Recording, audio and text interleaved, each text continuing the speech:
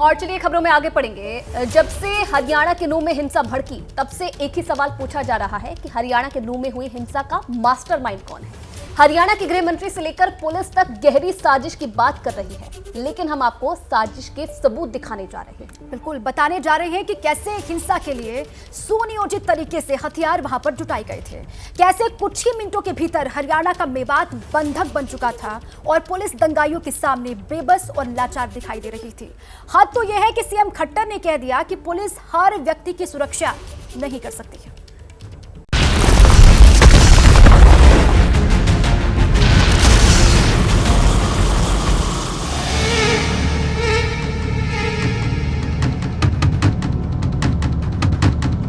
तीनों ओर से गोलियां चल रही थी। कभी इधर ओर से चलती तो हम भाग के इधर जाते, फिर यहाँ से चलती तो यहाँ। अब मामला खराब हो जाएगा भाई।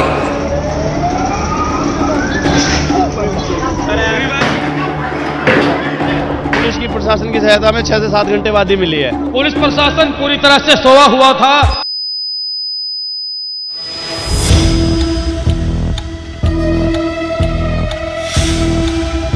7 घंटे तक फायरिंग चल रही थी, वहीं खड़े थे हम। से फायरिंग हो रही है।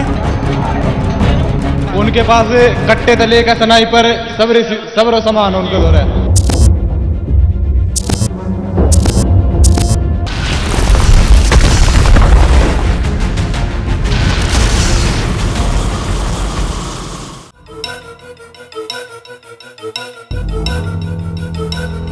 हरियाणा के मेवात में हिंसा के जिस ज्वालामुखी को देखकर सन्न रह गया हिंदुस्तान, क्या उसके लिए ऐसे पेट्रोल बम का इस्तेमाल किया गया था? सड़क पर मिली ये खाली बोतल नहीं है, ये साजिश का वो औजार है जो पूरे हरियाणा में आग लगाने के लिए इस्तेमाल हो रहा था।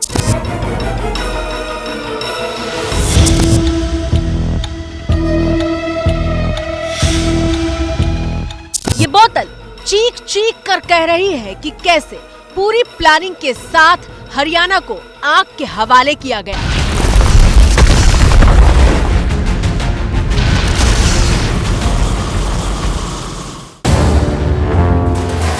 एबीपी न्यूज संवाददाता विवेक श्रीवास्तव गुरुग्राम के पंजाबी मोहल्ला में मौजूद थे। वहां हुई हिंसा की रिपोर्टिंग कर रहे थे। गुरुग्राम का बादशाहपुर और बादशाहपुर का पंजाबी मोहल्ला। पंजाबी मोहल्ले में हुआ ये है कि 9 मुस्लिम परिवारों के घरों के आगे ताला लटका है। वो लोग कहाँ गए इस बारे में किसी को सूचना नहीं है और करीब 40 से 45 लोग इन 9 घरों में रहते थे। और गुरुग्राम की हिंसा को कवर करने के दौरान सड़क पर पड़ी पेट्रोल बम की ये बोतल हमारे कैमरे में कैद हुई। ऐसे एक नहीं कई सबूत हैं जो आज हम बारी बारी आपको दिखाने जा रहे हैं। हम मेवात हिंसा की टूल किट को एक्सपोज करने जा रहे हैं।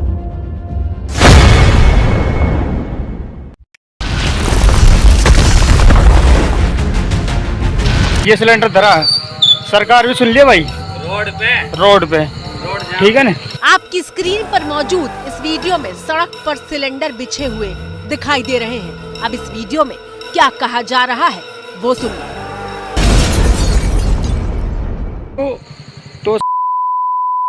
तो तेरी जिंदगी में लाशा गारंटी। ये सिलेंडर धरा सरकार भी सुन लिया भाई। और सैकुल भाई को इंसाफ मिलना चाहिए। बस सरकार होश माजा और न सिर्फ जुनैद को भी हमने इंसाफ चाहिए।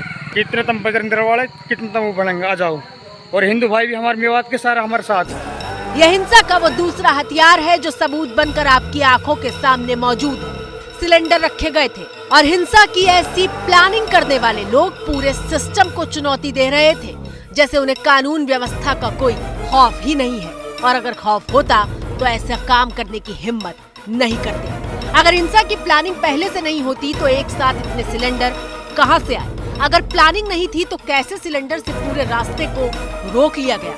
जरा कल्पना कीजिए, अगर इन सिलेंडर्स में ब्लास्ट होता तो कितनी बड़ी तबाही होती।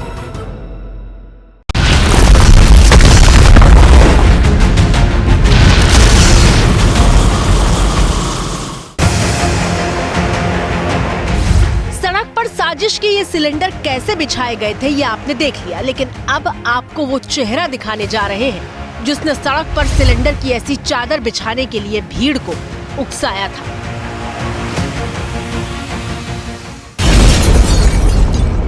भाइयों, जे मोनू माने सर ने मेवात में यात्रा लेके आ रोए, कसम खुदा की यकीन करोगा, मारो या मरो, सही है ना। देखो मारो तो फिर भी सवाब है, और मैं यकीन के साथ कह रहा हूँ, और जब मर गया तो समझ जन्नत का हकदार हूँ। मतलब शहादत है यार, हक पे लड़ रहा हूँ, मुसलमानों के लिए लड़ रहा हूँ, जंग है यूं। भीड़ को हिंसा के लिए उकसाने वाला ये शख्स एक यूट्यूबर है जिसे एहसान मेवाती पाकिस्तानी के नाम से जाना जाता है। एहसान मेवाती ने सीधे मोनू मानेसर की हत्या के लिए पूरे मेवात को उकसाया था। ये जैसे आवन है, सही है, जिनकी तोड़ फोड़ कर दो। और हिंदू से तो मैं कहना चाहूंगा कि मेरे भाइयों, जे धर्म के रखवाले हो ना, तो धर्म की रखवाली करो। मुसलमानों को या म्यों को या मेवात वालों को ना छेड़ो। पत्रकारिता कोई इमोशन नहीं है, ना अपना कोई ज्ञान देना है और ना कोई विचार थोपना है। पत्रकारिता क्या है?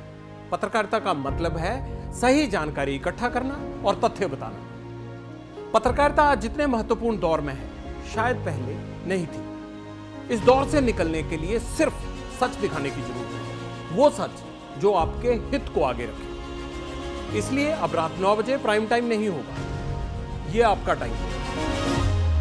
जगविंदर पटियाल के साथ देखिए पब्लिक इंटरेस्ट 17 जुलाई से सोमवार से शुक्रवार रात 9 बजे सिर्फ एबीपी न्यूज पर। एबीपी न्यूज आपको रखे आगे।